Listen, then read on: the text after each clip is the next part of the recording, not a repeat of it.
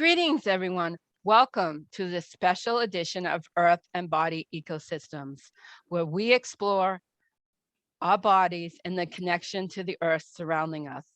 Today's special is because I am a member of the AWLS, which is from Rama Institute. It's a Kundalini Yoga, and our mentor, Guru Jagat, passed away on August 1st at a very young age, at 41. And so we wanted to talk about it and talk about our experiences and why this person, she had such a dynamic being and presence, and she had a lot to teach the world, and she left a wealth of teachings behind. And I think the more people that are exposed to this, the better. So I'm going to tell you how I got involved. I'm not the typical yoga person, but I was looking for yoga. I had done yoga on and off. I had done belly dance, and I was really searching for yoga. And this is kind of funny. I kept seeing myself in white, and I couldn't figure out why. And because I don't wear white very well. It's not usually my color, but anyway, I digress. So I have been watching Carrie Cassidy of Project Camelot for a long time. And she was interviewing this woman, Guru Jagat, as she came to be known by. And I was intrigued from the moment she opened her mouth. I'm like, she did not look like the typical yoga, very voluptuous, very full figured woman. And I'm like, here she is doing yoga, speaking with Cassidy. For those you don't know, you would call alternative news. Okay. Fridge some might call it, but I don't. To me, that's another aside. But I'm like, who is this woman? How come I haven't heard of her before? I mean, I was just like, Godsmacked is the only word I could come up with. There was something magnetic about her past personality, and she was a yogi. And I'm like, well, I'm looking for a yoga program. And to be quite honest, I probably would not be the kind to walk into a yoga studio and say, let me do yoga, because where's a chair? I need a chair, right?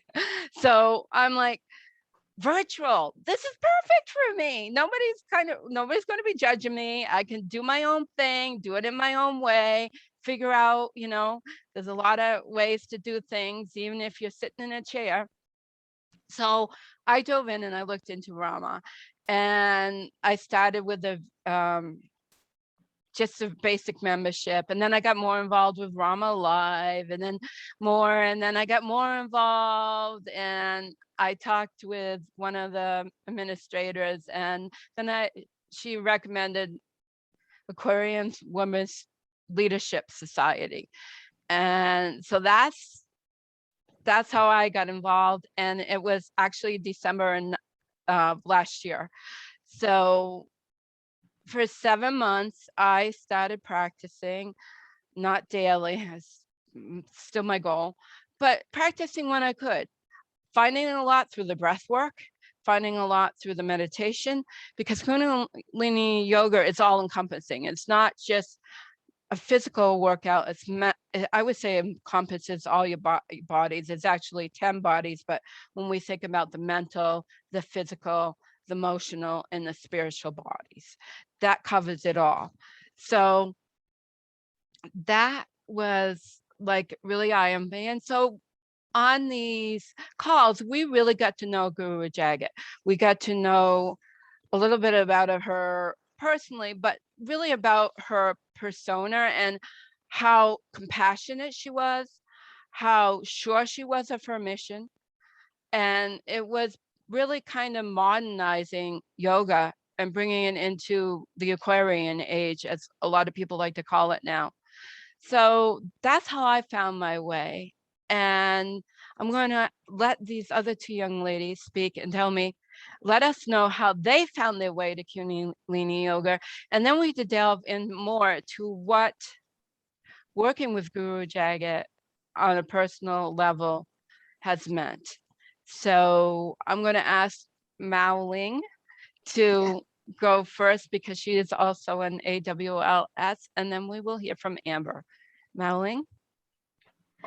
So it's actually kind of funny the way I kind of found Rama and found and got to know Guru Jagat.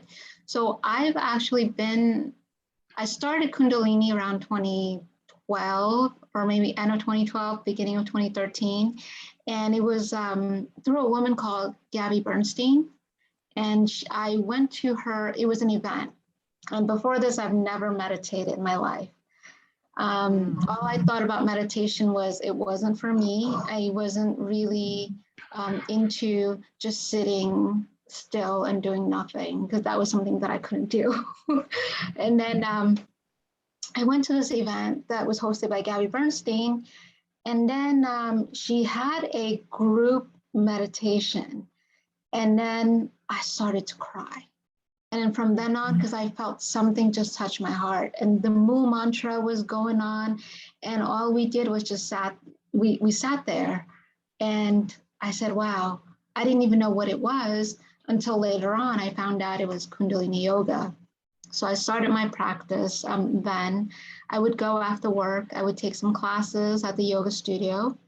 Then around 2018, I overheard a group of people. They started talking about somebody in an unpleasant way, and they didn't say who it was. So all I did was overheard, and then I went to a different group, and the other group was saying, oh, they're talking about Guru Jagat. And I had no idea who this woman is. I'd never heard of her. So I looked her up. I'm going to go online. I said, why are they saying all these things about this woman? I'm curious. So I looked it up, and I end up loving her. I'm looking at her page, and I'm seeing this woman, and she was just, she's really radiant, first of all. And I really, really admire that. I see it right away. I can see it through the screen on my phone. And it felt like she didn't give a crap of, what other people think about her. She just expresses the way she's like, this is me. And I love that about her. And it was something that I want for myself, to be able to fully express who I am without the fear of other people not liking what I say or my opinions. After all, it is my expression of me. So I started to follow her, and I said, I really, like what this woman has to say. So I started to follow her.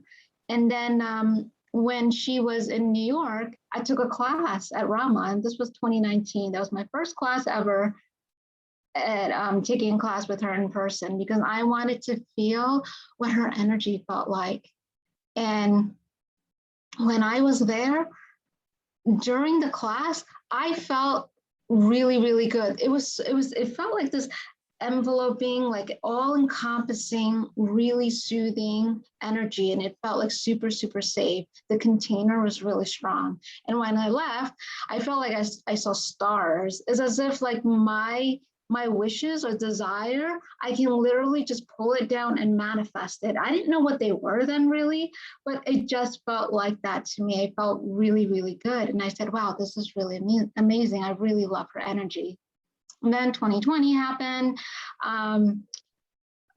pandemic happened, and we were all on lockdown. So I think at that time, I was getting a lot more emails from Rama.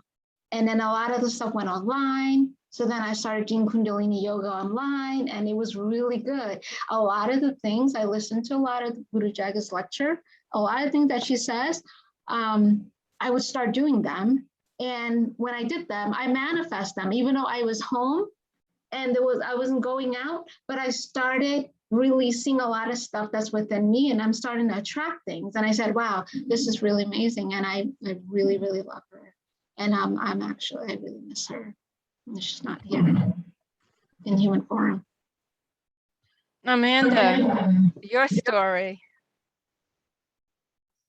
Yeah, thank you, Miauwling, for sharing. That was a really lovely story, and just how connected you were with her and taking in-person classes. That's something I was never able to do, but I actually kind of came to it at a similar time in end of 2019. I had been kind of in the yoga scene. I had done a yoga teacher training in about 2017, and then Reiki trainings and all types of everything within that sphere. I did a little bit of, I read cards, I do all types of things. So I was very much in that space, and I was had a great community in New York on Long Island, where I was living at the time.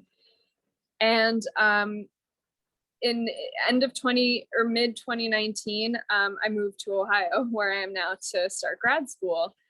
And so I kind of left my community behind, and I had been in grad school for a semester, and then at the very end, my final review, just after working harder than, putting in more hours than I had ever put in, kind of in a very long time, if probably the most ever I'd put in, I had a total panic attack, anxiety attack in my review as I was presenting. And I had kind of let my practice slip in school, because just I was so busy and the program was so demanding. It was such a high pressure.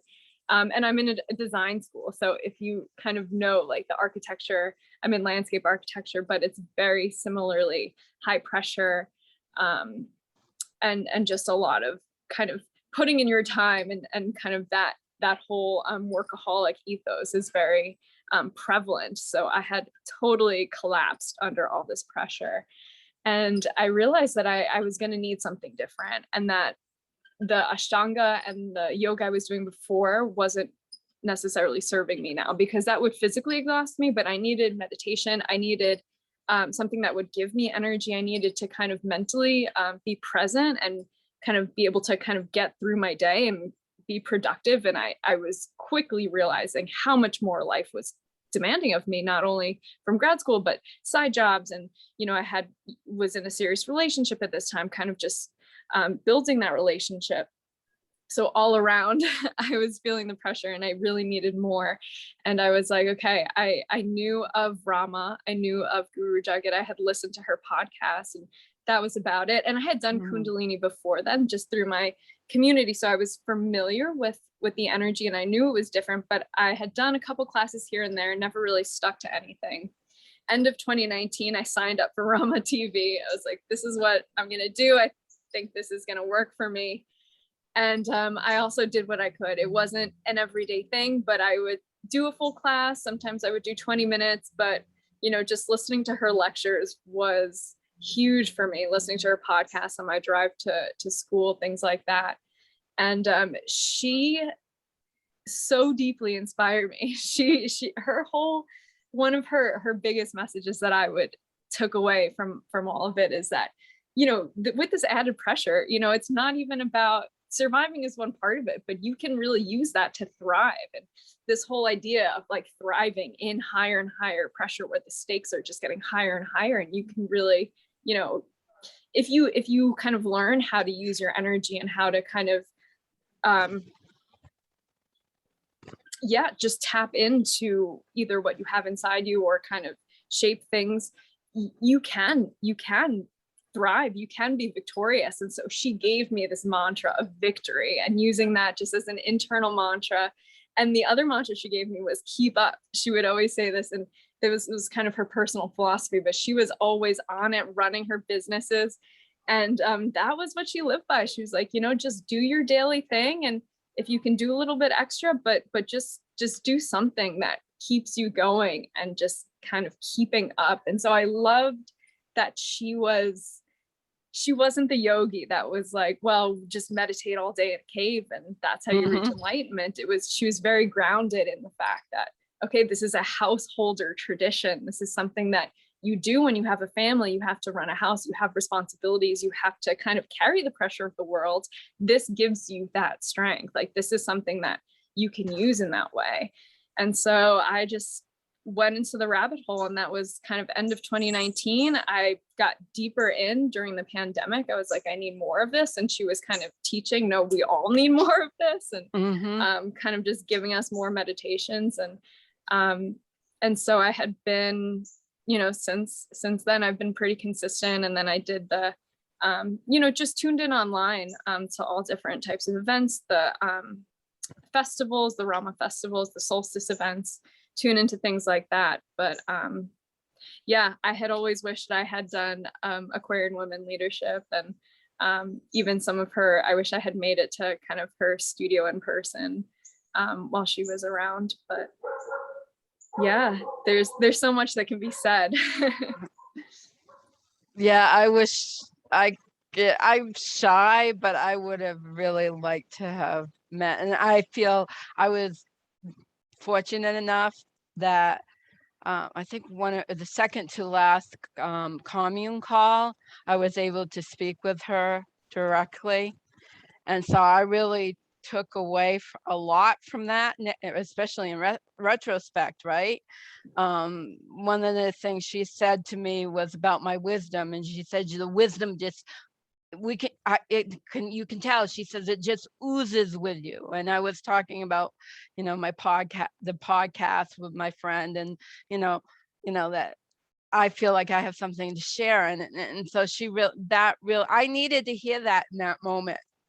Because I struggle. I'm an older woman, and I still struggle with things. And I've struggled through the yoga because it's bringing up so much stuff that I thought I had really cleared out.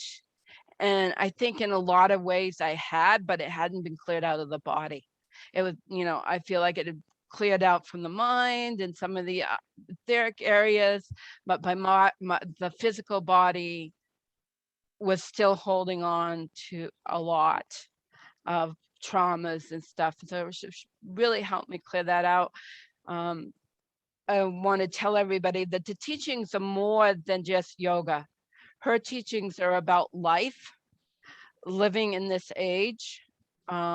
She always had, like she said, lectures and talks, and also classes that involved yoga and meditation, but also action steps. Not just talking about what, things that you want to manifest, but the action steps to make it happen. She gave us action steps, and we're working now in AWS on the path of creativity. And it was interesting you brought up pressure, that you can thrive under pressure. And that's one of the things she talked about in the most recent video, was pressure versus time. Do you have a deadline? The more pressure, sometimes the more you're going to get things done. And I've known that my whole life. If I have a deadline, I'm more apt to get something done than if I don't have a deadline. I will make that deadline. And somebody's in the like online or something said that they do better for somebody else, and I do too. If my deadline involves other people, I'm going to get it done. But if the deadline's just for me, I'm very good at procrastinating.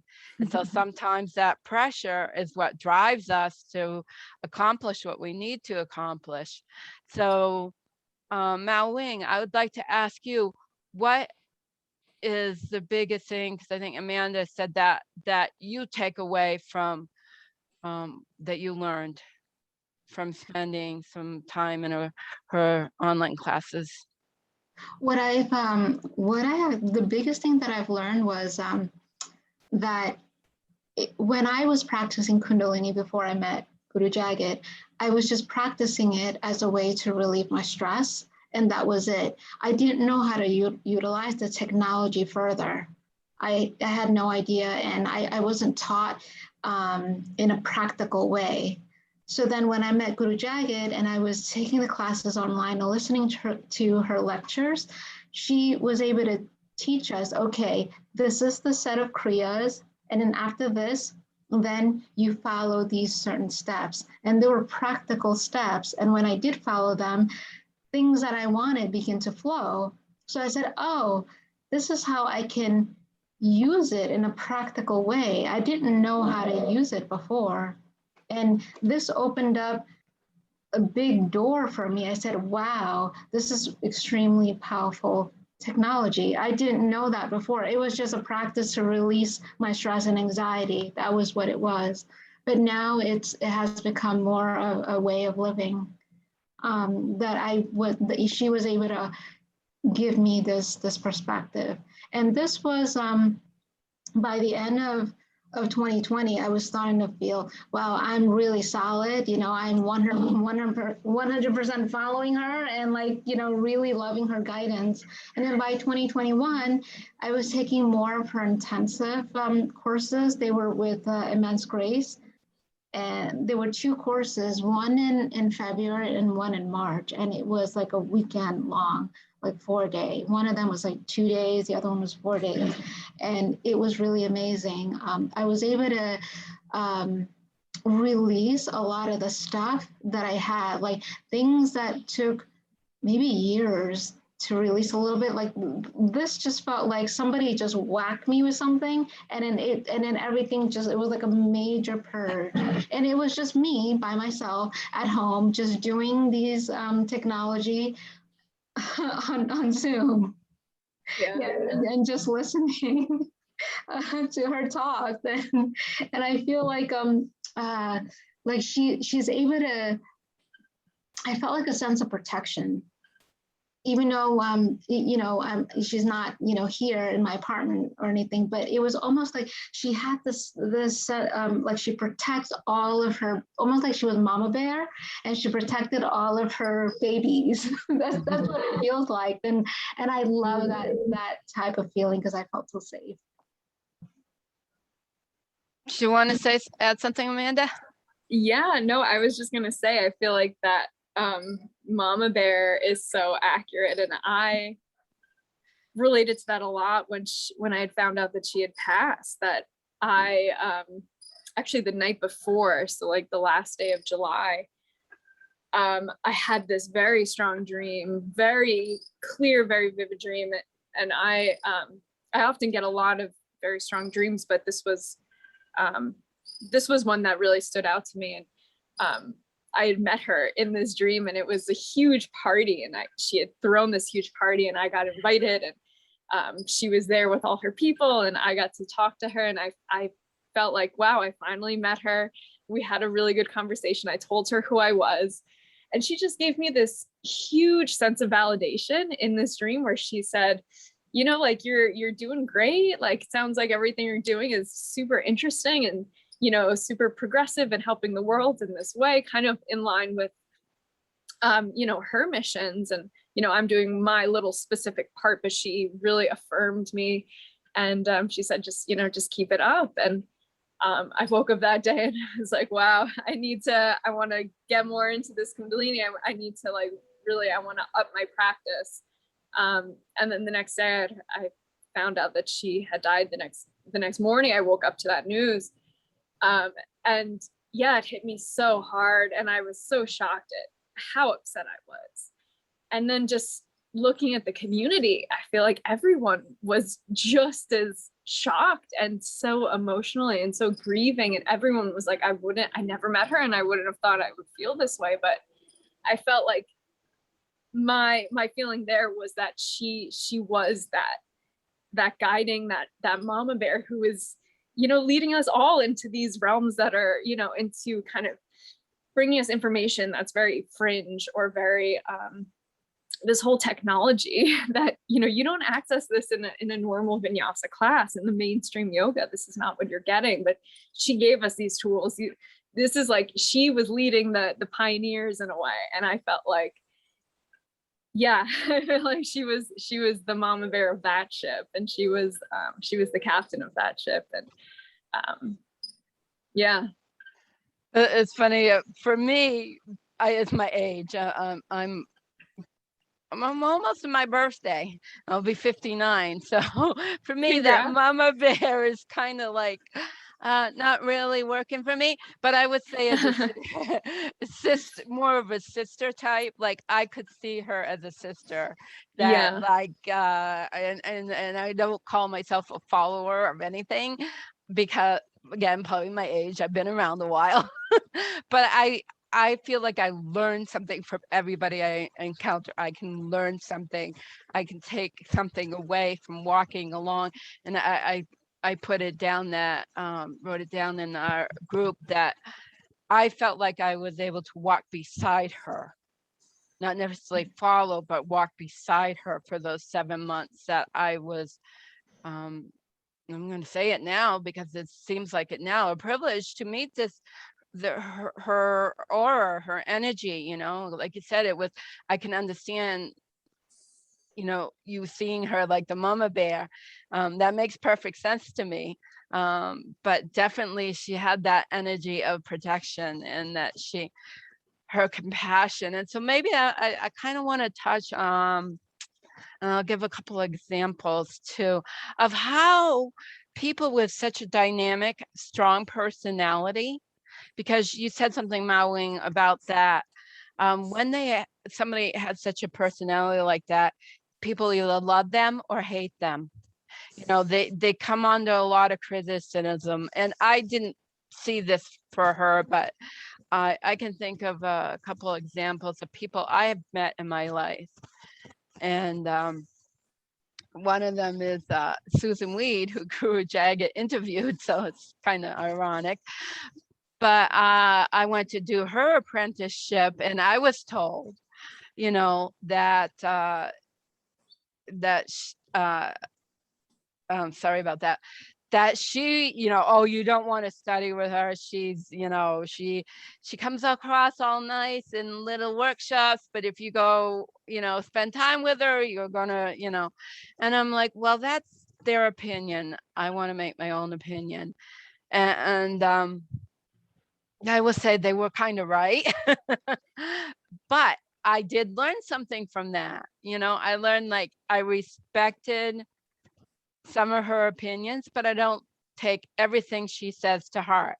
You know, I've learned that you can't, there are things that you can take away, and there's just things that she had, and she does have that. And she and other women I know, that I've worked with and worked for, have known people that worked with other yoga professionals, that they have this dynamic personality, but yet sometimes when you really get to know them, they drive you nuts. You know, they really have this thing where they really know how to push your buttons, right? And I can see where Guru Jagat could be that way, that for some people, she would really push their buttons. And, you know, but what I liked about her, and what I admire still, and Susan Ween and the other people that I know, is that they're sure in them who they are. They do not let anybody else waver them. And they don't really, I think they care on some level, but it's not important to them to make anybody happy. They're more focused on what they feel their mission is and what they need to do. And if people don't like it, then they can find somebody else to teach them. So I was wondering if you guys wanted to add, because like I said, I never heard anything negative about Guru Jagat. I just kind of jumped in, and then I wouldn't listen to that anyway, because I like to form my own opinion. So I was wondering if you wanted to say anything about that, any of you. Yeah, I would jump in. I'm sure Miauwling has some opinions as well, but she I mean, she talked about that quite directly, where she said, you know, you almost have to be. She was like, if you're gonna really achieve this, and you're going to, you know, you are going to rub people the wrong way. And she talked all the time about how this is on the polarity planet, that this is part of the gig. You can't get one without the other. That, like, you know, a rise this way, you know, it has to, on some level, balance. And she just didn't give any airtime to it. Basically, she kind of, you know, in a very humorous way. And I think that was one of her greatest attributes. One of the things that I loved about her that really drew me in was her sense of humor, and just her her confidence, and her you know, she said, no one's gonna, you know, I know my mission, and no one's gonna take me off it. And I'm just, you know, she was just here working towards that. And she was well aware of that. And she also kind of talked about, like, you know, if you're working for someone, or if you're just in a relationship. I remember this in one of her relationship messages or lectures, that she would say, you know, you can kind of tune in to what the person you're engaging with wants to have a bigger experience of, and then you can kind of amplify that. And so I took that and put that in my back pocket and said, because I think she, you know, she understood how to work with that on a very practical kind of business level, where she would give people what they need, but then she would definitely demand what she needed, probably stronger, you know, to make her business run. And I think she's such a role model as a business leader and as a thought leader and as, you know, as I said, a pioneer, because you can't, you know, progress something without having the backlash. And she also said that 33% will love you, 33% will hate you, 33% won't care. And so she kind of like had a lot of numbers and hard figures and a lot of kind of like, you know, not that they're hard rules, but almost like relationship. She was very good at kind of understanding relationship and why, you know, if it's going to be, but basically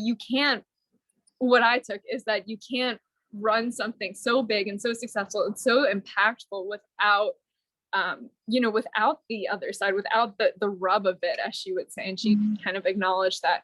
I think Yogi Bhajan also had, you know, there is going to be controversy because it is such a powerful and impactful practice and just mission that she was on. Yeah, I think her mission, even though she left, and she did it in such a short period of time. When I realized how short she grew Rama from what, 2012, I believe. Yeah. Friggin' amazing. That is unheard of in business, to grow so big and around the planet, you know, around the world. 3, New York, Venice, and Mallorca. Amazing. So yeah.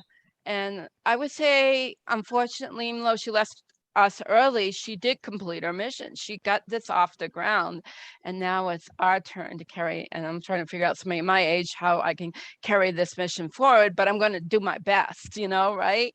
I feel well, like I think you're doing it right. I mean, you know, you have a podcast, you have your way of getting it out. So it's fledgling, but you know, I'm not going to stop. I'm just going to keep on going. So, Miauwling, I'm sure you had something to say. Sorry to interrupt.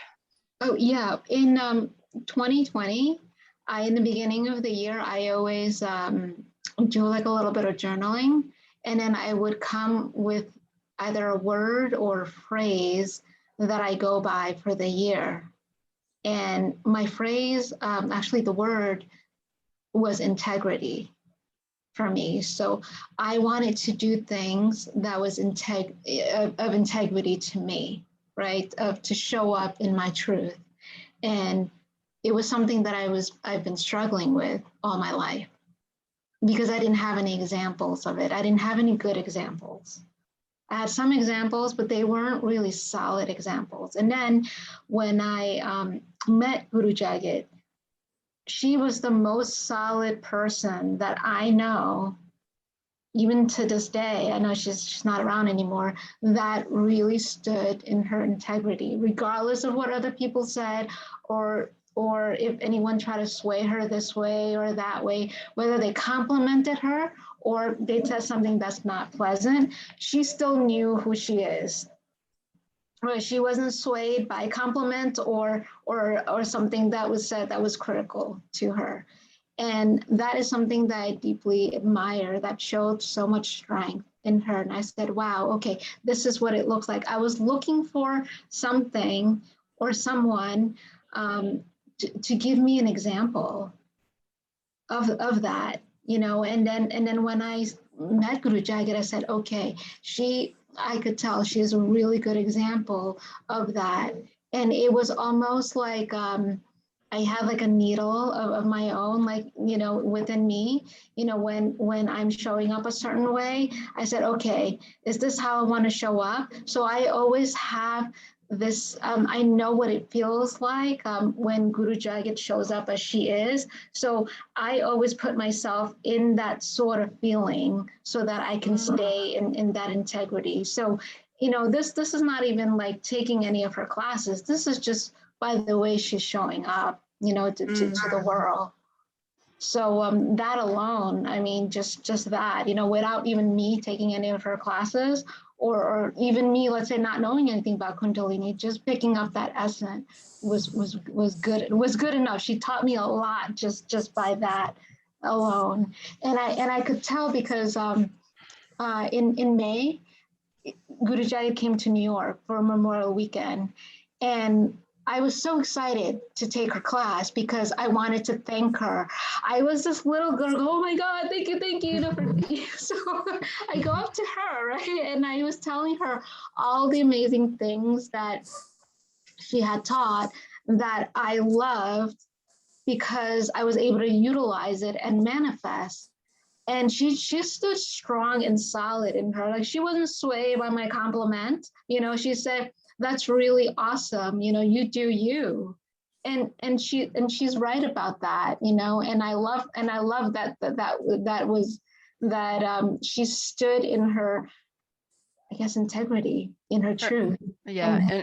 And her power is another way.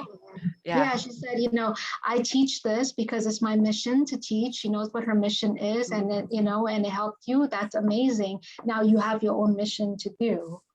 Basically that's what, her essence, and that was what she was telling me. And it was great. Yeah. Like even though I do follow her and I say that word, she's not looking for followers either. Right. She's just, these are the teaching. Now use it, and now go and change the world, or find your dharma. And that's great. And I feel like that's a great teacher. Right. She said all of us are leaders. Yes. We all need to step up and be leaders. And I find it interesting that what we were working on was legacy and destiny. So, and all, what's your when you leave this plane, what is your legacy, and live your destiny? So, that was, looking back now, right? That's very profound. And she also talked about, I noticed, death a lot, that, and I noticed that, and I'm like, oh, stop talking about that, and then to have, have an axe, people don't know, she fell and broke her ankle when she was in Germany, and then she flew back to the States to have surgery. And sometimes this can happen. It's rare, but it does happen. Develop blood clots, and that's, pulmonary embolism is what they call it. And so for me, it was very sad. I don't know, I guess I'll share this, but the evening before she passed, they put out a call to pray for her, and it was Waheguru Ram Das. And I was being on the East Coast last time, so I'm listening to things, I'm laying down, it's that time in evening, and I'm laying there and I'm listening to the chanting and going into this state, because I'm also trained in Reiki and long distance healing. And I remember, and I went into that space and I went to her, and I'm like, the gist of it, I won't go into the details, but I saw what was happening within her body. And I said, I can't heal this. This can't be healed. And I got him. Yeah, it was hard. And I heard a voice, her voice, very soft, and she could be soft at times. And she says, don't worry, you're a great healer. It's not nothing to do, this is, and I'm sure there was other things said, but I don't really remember. But I remember thinking, oh, and then I woke up to a call, which is what you chant when somebody has passed. And I'm like, no. I'm like, even though I knew, I didn't want to believe it. I'm like, no. Even though I'd had that experience and I had this knowing, and I knew inside, I was like, no, until somebody actually confirmed flipped it, and I'm like, so it wasn't like a shock, but it was like, oh, this is so sad, because to me at 41, you're just getting your stride, Yeah. that's the time where you really have figured, although I think she knew in her 20s what her mission was, but I mean, usually you're just figuring out who you are, you're getting in your stride, you're pretty confident, and you get to that point where you don't really care about what other people think, and you really become yourself. And I'm just like, oh, she had so much to give. But then I looked at the body of work she's left behind, and it's amazing, the recording she's left behind. I think for generations to come will be just like with Yogi Bhajan, will be sifting through all this material that she's left for us and and I think those of us who were touched personally by her while she was alive really have that sense to carry forward what our own personal mission is. And that's what she would want us to do, is to carry for us our own personal mission, because we don't all have the same thing. It's probably, I think it's all a little similar, because we're drawn into this space. So I think it's similar, but it's definitely to step up as leaders. And I know because of this experience, I need to really step up to the plate, and I have been, but I can see where I need to step up even more. And the worst thing for me is having the self-confidence. So I always like that fear puts the brakes on, and I gotta get through that, because like life is short, right? We never know how much time we have. So anything you either want to add or Well, I further? resonate a lot with everything you just said, from, her passing the baton. And actually, I was kind of reflecting in the days after her passing on it, and what the feeling was like. And, the passing the baton, like, it's accurate, but the visual that came to my mind was that her passing was almost like, and for lack of a better metaphor that came to me in the moment, but almost you remember when the Titanic sunk in the movie, and it went down with such a force that it kind of sucked everything down with it. Yes. And then everything kind of pops back up. I felt a similar way, but she was going up, and her power and everything, she sucked us all up with her in this way of like, come on, like, rise, step up to and I felt that so much, that I need to step up. I felt that after that dream, that, okay, I need to step up into my mission, into embodying what I need to do more, and I need to level up my practice, et cetera, et cetera.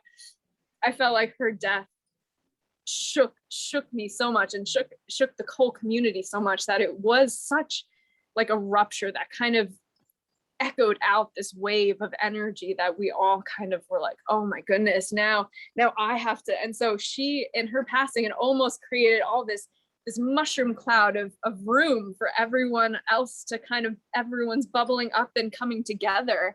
And that's what I saw happening in the community, in the Facebook page, and everyone was active. People were connecting in a way that they weren't before. And Miauwling and I connected after this, and we had talked, and we're like, wow, like, look at, in the wake of her death, and the wake of an ocean, it's created so much. Everyone kind of got this creative burst, and there was so much art made, and there's so much of what's happened, what we're doing right now, just tribute to her dedication. And everyone was sharing their stories, and I felt like the community all realized, okay, now we have to come up to this level a little bit more, so that we can kind of continue, and people below, people can follow, or not necessarily follow, but kind of come after us. So that was how I felt about it. And I just resonated with, everything you said about kind of, the stepping in it and the self-confidence, because I think that's what she, Miauwling, when you were talking about her integrity, I think to a certain extent, you can almost kind of equate her self-confidence there, because, for her to be so confident that she's not shaken by the compliments, or she's not shaken by the, the hate or the stuff online. And yeah, I think that's one of the things that I really want to continue to learn from her is the confidence and kind of the strength and the fortitude and the integrity. And you know, just it's a practice to cultivate that within yourself, you know. And I think that's what she taught me also, that it's not something you're necessarily born with. You cultivate these things. And yeah. I think the word a catalyst, her passing Yeah. is a catalyst. And I'm sure she'd want it to be that way too, because she wouldn't want to just, you know, she'd want, because that's what she wanted it for everybody to step up and take the lead, you know, come here, you know, your mission, you know, it's in there somewhere. And I think she would say, fake it until you make it, you know, just get out there and do it. And maybe you'll find it along the way. Right. And yeah. And she truly went out like a shooting star. I mean, absolutely. She was fully alive when she died. And that's how she gave us that quote right before that. When death finds me, may I be truly alive. And she was. Mm-hmm. That's so true, because I see it all over social media. You know, the day it was announced, everything just blew up. There was all these beautiful like forwards. Everybody was putting it in their stories, and they were forwarding each other's stories. And there was like this big love. And I said, wow. I mean, I was in tears, but it was like a mixture of feeling really sad and also feeling really happy for all the love. And I didn't know what I was crying, you know, about, whether I was sad that she passed. I was so happy from the love. It was in that way. And the day that I found out, I remember there was a certain time where it was definitely in the morning, where I was shocked. And also I felt like, oh my goodness, now what am I going to do without her? Because, you know, she's just been, you know, the person that's been guiding me for the past 2-3 years. And then I'm thinking, oh goodness, I feel so lost, right? And then I decided, okay, I need to eat. So I'm having my breakfast, right? And then my friend sent me a soundtrack. So I had told him, you know, Guru Jagat has passed, and I'm so upset. So he sent me something to cheer me up, and I said, oh, I don't want to listen to any music right now. I just can't. But then I'm eating, and then I'm listening to the music, right? So we were watching Bridgerton the night before, right? And then he sent me a soundtrack, you know, for it to cheer me up. And I'm listening to the soundtrack half-heartedly, and then I happened to look at my phone, and then I see on the screen the photo of the soundtrack, right? And then I burst into tears, because I could hear, or I felt like Guru Jagat has sent me this message. So what it was the songs from Taylor Swift. It was a remake from Bridgerton, and it was called Redux. And there's a photo of a mountain, and then there's the word Berlin. So when I saw Berlin, I thought Guru Jagat. And then I saw ... Redux. Redux is making a comeback. So I had left the corporate world in 2017. 2018, I was plowing through my entrepreneurship and working for myself. I burned out. And I have been slowly trying to make that comeback. And I haven't really done that comeback for real yet. So when I saw Berlin, I equate that with Guru Jagat, because she had broken her ankle in Berlin. I saw Redux, make that come back, see that mountain. And then the title of the song is The Wildest Dream is the title of the song. So I felt like her message to me was, make that comeback and climb that mountain and achieve your highest dream, which is my mission. So I burst into tears after that, just to sing that. And then, you know, I called my friend, I said, oh my God, I think Guru Jagat just sent me a message. And then he said, through the song? I said, through the song. Yeah, and then ever since then, I didn't have the fear, because there was a fear of me just coming back out there and being more visible. That intense fear was not there. There is still that fear, but it's not as intense anymore. And if it's still there, I said, okay, so what, I need to get out there. I felt like that urgency. It's time for me to get out there, and then I know, maybe some people may not like my work. Some people may like it, but okay, I'm putting it out there. I've seen, how the way Guru Jagat had her mission, and then she was in integrity of it. I love that. And that's what I want to do for myself. I can't wait to see what you do. You'll have to keep me posted, and definitely. But yeah, I was surprised a little bit how emotional I got, because I kind of felt, and I still kind of feel like somebody that was looking from the outside in, because I hadn't been around that long. So I kind of felt, and so I was surprised how emotional I got, because I know death is not the end. I'm sometimes a medium. I've had people talk to me that have crossed over. So it's not, I'm not that fearful of it or anything, or feel like it's something we shouldn't be afraid of. And yes, we're going to mourn, but it's not something that should drag us down. We shouldn't fall to the depths because we lose someone we love, we lose a beloved, because they want us to continue, they want us to continue our lives. They don't want us to, stop our lives because they're not with us anymore.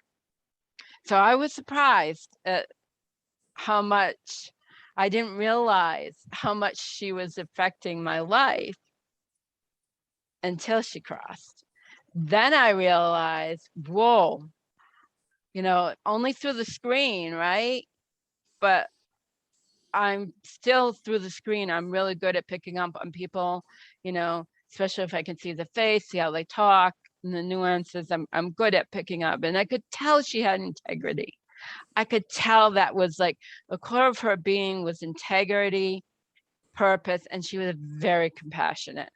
And that's all I really needed to know, because that's when I want to learn from somebody, that's what I need. And I don't need somebody to be bigger than life to learn something from. I learn a lot from my pets I've had over the years. I learn from everything. There's always a teaching in something, but she had a way to really get into your heart.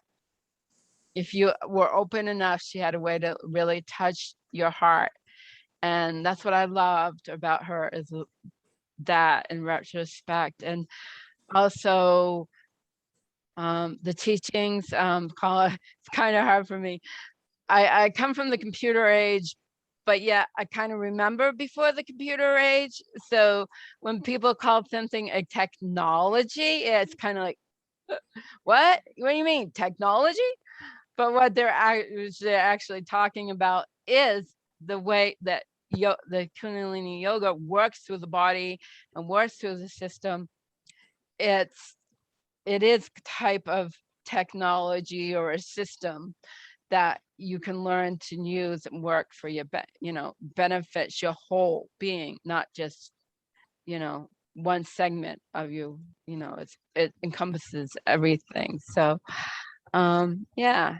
Anything else you ladies would like to add? Oh, there's so much that could be said.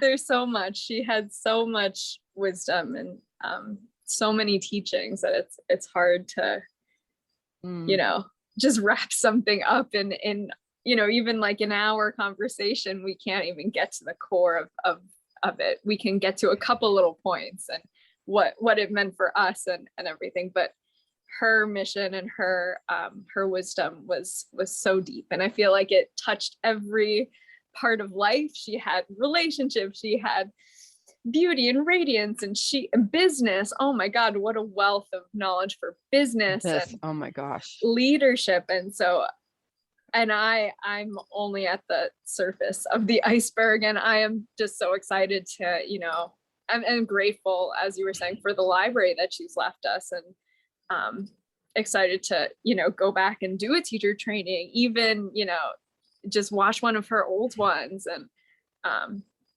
that's what I'm really looking forward to. Miauwling?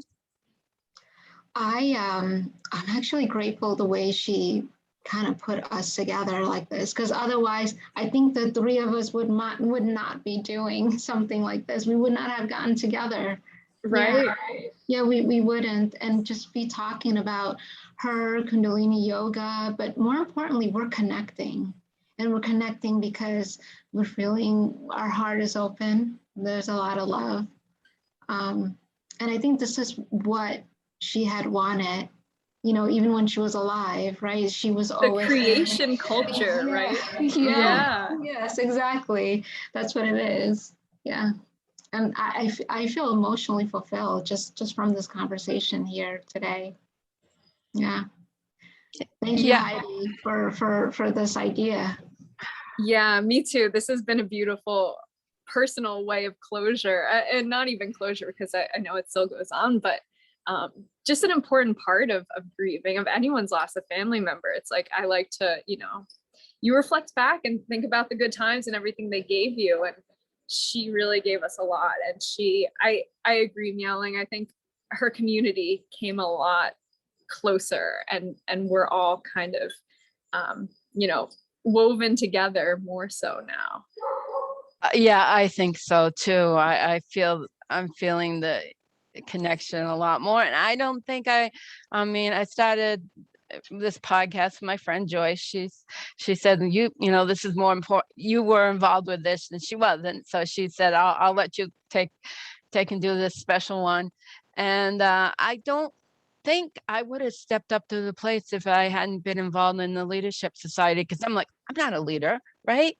I'm not. And I'm like, well, maybe I found my way to this because I am a leader and I need to act accordingly. And we need leaders now. We need, this time has rocked my core. These last couple of years, I'll just say it like that, has rocked my core. And we have a lot of rebuilding to do. And we need leaders with good, solid ground under them that can make really smart and informed decisions. And yeah, so I'm going to end now, and and I've just been touched. I appreciate you. Like in the beginning, I said, accepting the invitation to speak about this, because it's important that we move forward as community and keep building community. And then we can rebuild from the Piscean to the Aquarian, because we're kind of in between in my thinking. And definitely the energies are here for us to start really building the new Aquarian age. And I want to leave the world a hell of a lot better place than it is right now. And so that's my mission, and connect people to thee. So I'm going to ask you, what's your legacy? My legacy is to leave, to help people connect with the earth in a better way and realize she is truly our goddess, our mother. That's my mission. And then so connecting people too, I think is obviously part of that too. Okay. And I'll ask each of you and then we'll end. What's your mission? Miauwling, you go first. This is a tough one. I don't have this answer ready.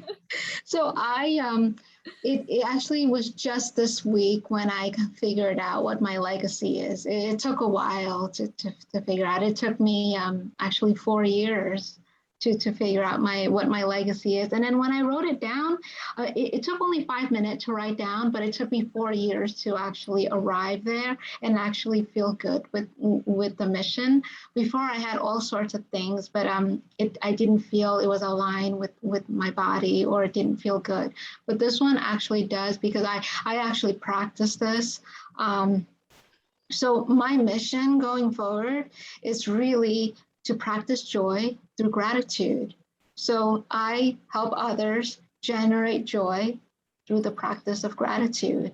So that's really the basis of my classes. There's going to be a really strong gratitude theme to it.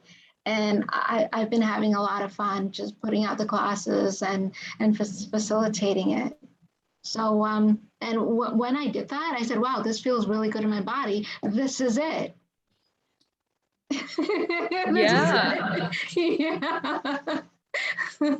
And I it have felt so good. Yeah. And I have to say, your classes are phenomenal. You really Thank nailed you. it. I've done what from experience. That class set me up for the day. I was in a good mood all day. Nothing could bring me. I was in a good mood all week. I didn't expect that I would have such a reaction to your class. Yeah. It was a really lovely class. Yeah, Thank I you. highly recommend. Yeah, the combination of the yoga and the journaling, it was great. That's awesome. Yeah, it took a while for me to arrive there myself and to feel good, or to feel to embody it. I guess to like fully step into it. You know, before usually I tend to shy away from it. You know, I don't want to step into that leadership position or to facilitate. I tend to shy away or play small. Mhm. But then, you know, after Guru Jagat's death, I said, you know what? There's no time. You know, Right. there's no time playing small. There's no time in all these excuses that I have running in my head. You know, and I just, you know, did it. And then I said, oh yeah, I felt good in my body, and this is my mission. And as soon as I made that decision, I felt relief. It was like this weight, you know, that was on me for the past 4 years. The pressure of what is my mission? What is my mission? What is my legacy? Was at the back of me. You know, just I felt like it was haunting me in some way. And then once I got it out, I said, yes, I'm done. I know what my mission is. I can keep going. You know, I can like keep going. I can anchor this to the earth and manifest it. Yeah. Yeah, exactly. And and it can take a lifetime. I've always known my mission had something to do with the earth, right? Okay. And I don't mean that lightly. It's awakening people to realize they're on a planet, and that this planet is just as important as the rest of us. And I don't think I've done that yet. And so that's what this podcast is really about, is awakening that connection. And so I don't know how it's going to be done. But I know, yeah, I can, in retrospect, I can see how I've touched people, you know, and people we are part of this planet. So touching people is definitely very important. And Amanda? Well, Heidi, I mean, I have to say, well, first of all, I want to say that both of you, I need to ask about your, you need to guide me through some legacy setting journal prompts or whatever you guys did, because I'm still nailing mine down. But but Heidi, I really resonate with the earth, the connection to the earth. I mean, all my work is, the work I've dedicated my career to is landscape architecture. I'm an arborist. It's all very earth-based, earth and people, and equity, and how do we advocate for the earth, and how do we have a symbiotic relationship that is truly supportive of people, of a healthy society. So it's somewhere in there. I gotta kind of get the verbiage down, but yes, mine is also, I'm very much on the earth path. So I would love to, we could probably talk for a while, Heidi. I would love to talk. It sounds like it. Yeah. Exactly. I think the three of us could very easily. So I'm going to say many blessings to everybody. I hope you listen this. I enjoyed chatting with these ladies over Guru Jagat, and I know you're out there somewhere listening to us, Miss Guru Jagat, and we love you. And thank you for leaving such a legacy and showing us how to live a destiny. Bye-bye. Thank you, Heidi. Satnam. Thank you. Satnam. Bye. Bye.